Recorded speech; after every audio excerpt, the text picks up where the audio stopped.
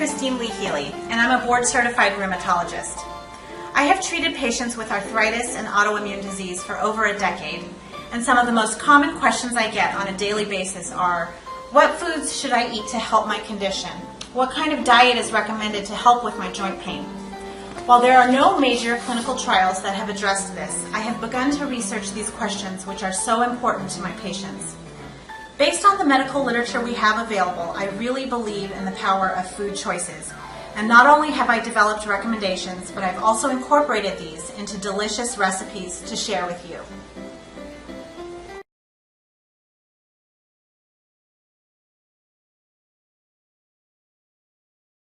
We have discussed how you can help control your gouty arthritis with your diet.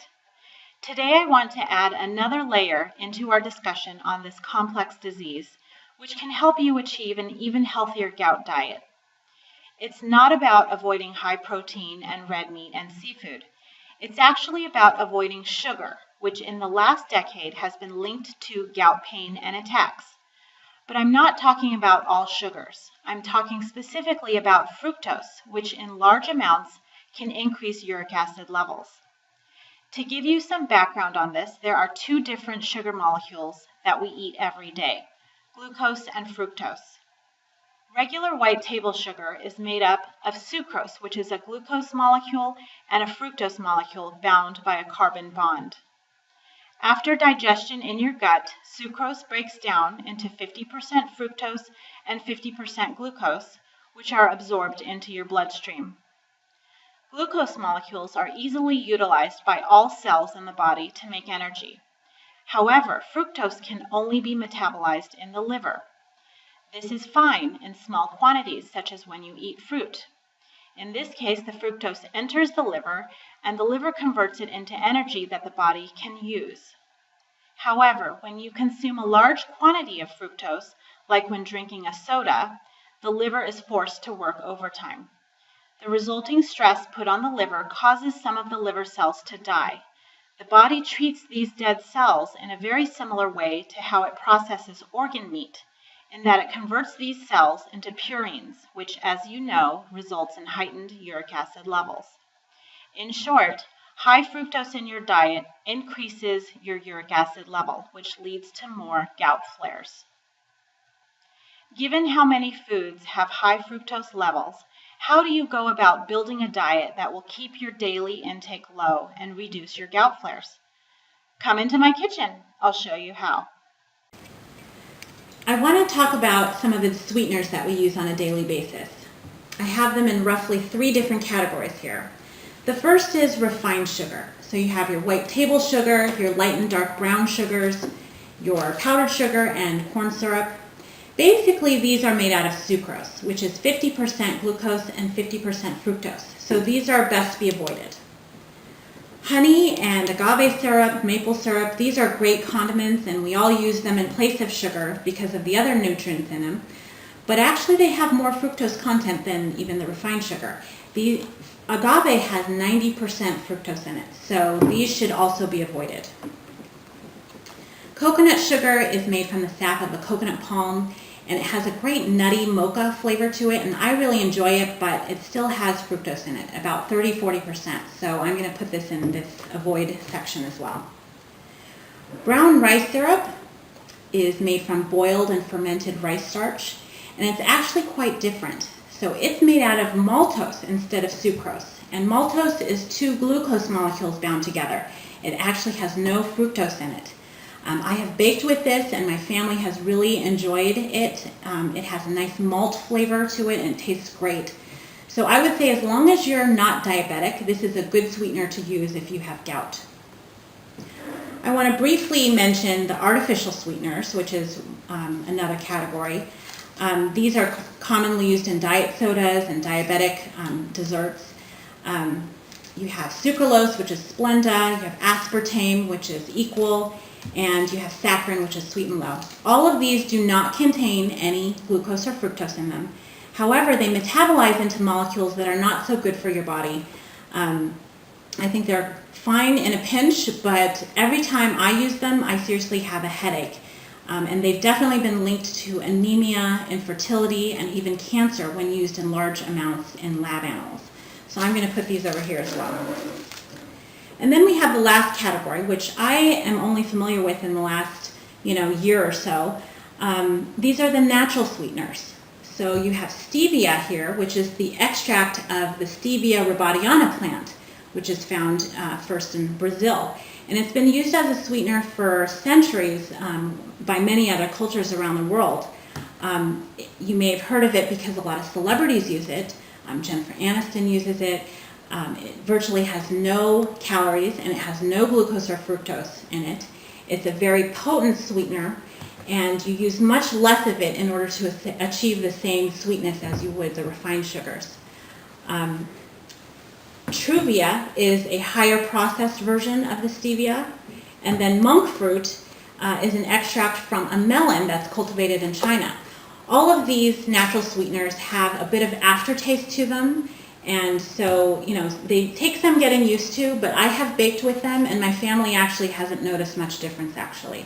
So I think if you are serious about avoiding fructose and glucose in general, you should try these out. They're natural, they're safer, and they certainly don't increase your uric acid level. So long story short, I want you to avoid the high refined sugar that have a lot of fructose in them. I want you to avoid the artificial sweeteners, which are, have a lot of risks and side effects, and stick to brown rice syrup and natural sweeteners if you have gout. Let's get into the kitchen and give these a try.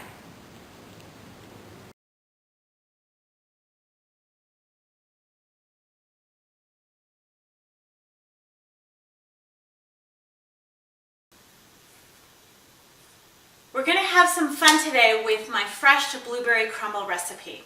I'm making two versions, one with brown rice syrup and one with stevia. And it's going to be fun because I'm going to give this to my husband and give him a taste test at the end and see what he thinks.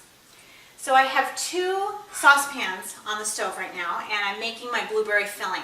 I have 1 cup of fresh blueberries in each of these saucepans, and I'm keeping them separate so I can sweeten them separately. I'm first going to just mash them a little bit with my masher and get some of the juices going. It's really funny because if you don't do this, the blueberries stay intact even after baking and you don't have a very juicy filling. So I'm just going to mash this up a little bit. Okay, and then I have the juice of half of a lime I'm going to put into each one. Now this is a really easy and light recipe. I'm using fresh blueberries because they're in season, but of course you could use frozen if you don't have any on hand. Okay, and then now we get to the sweetener. So the first saucepan I'm going to use brown rice syrup, which is kind of the consistency of honey. I'm going to put in 2 tablespoons of the syrup. It's very messy, but that's okay. You roughly want to use the same amount of brown rice syrup as you would regular sugar. Okay, and then my second saucepan I'm going to use the stevia, and I'm going to add only 1 tablespoon of this. Rule of thumb is that you use half the amount of stevia as you would the normal sugar amount. And then to each of these I'm also adding 1 teaspoon of cornstarch to kind of thicken up the sauce. Okay, so that's all in. I'm just going to stir these up. You just want to simmer this on medium heat for about 10 minutes until it's nice and juicy, and then basically your blueberry filling is done.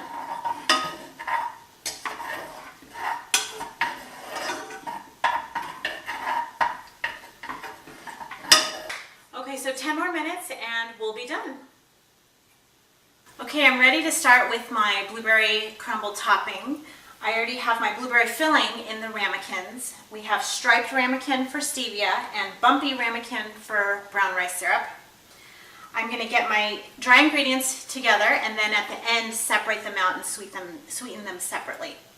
So for my dry ingredients I have a 1/4 cup of oatmeal, 1/4 cup of almond flour. You could use regular flour if you'd like. 1/4 cup of chopped nuts. I like slivered almonds and pine nuts and all different things. And then I'm just going to put a dash of vanilla extract for some flavor.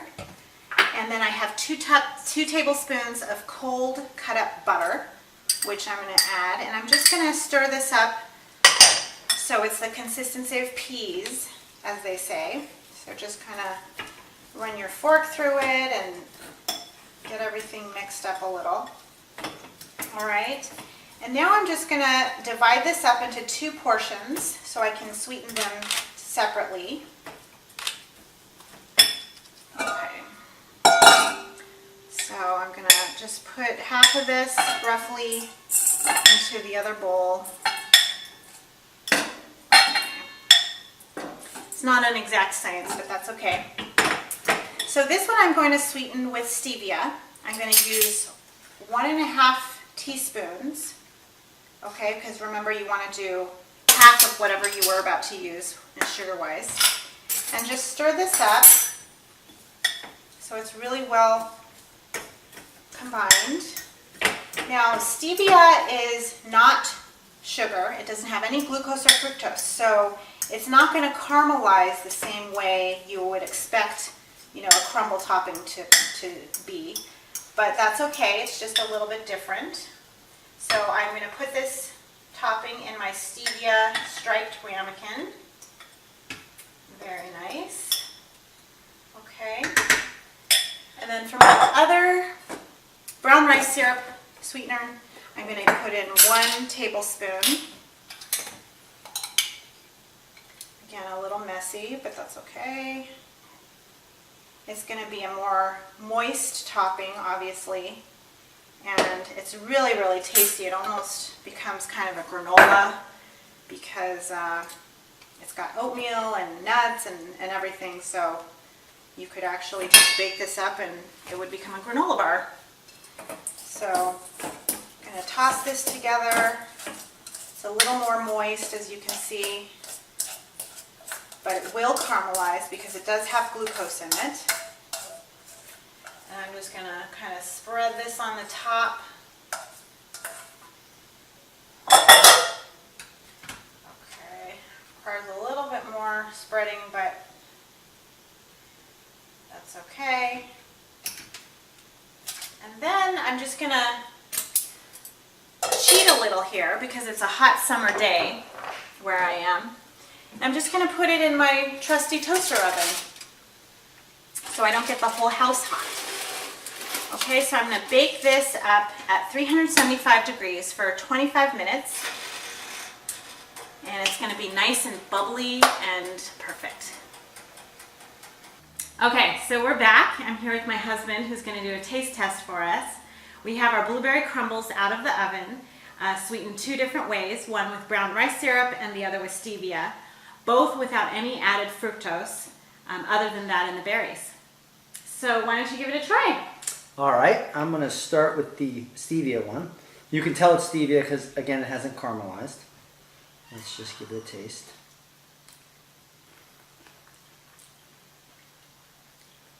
It's really good. Good. It's really good. From a sweetness perspective, it tastes like normal crumble, but it is more grainy because it hasn't caramelized. So let me do the rice one. This one's juicier.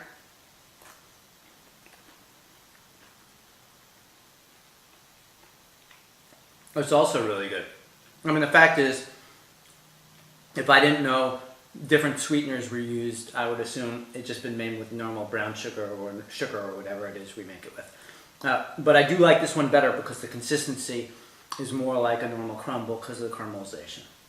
Good. I'm hearing good things about both. Great. Well, the most important thing is neither will flare up your gout, and you can still have delicious desserts.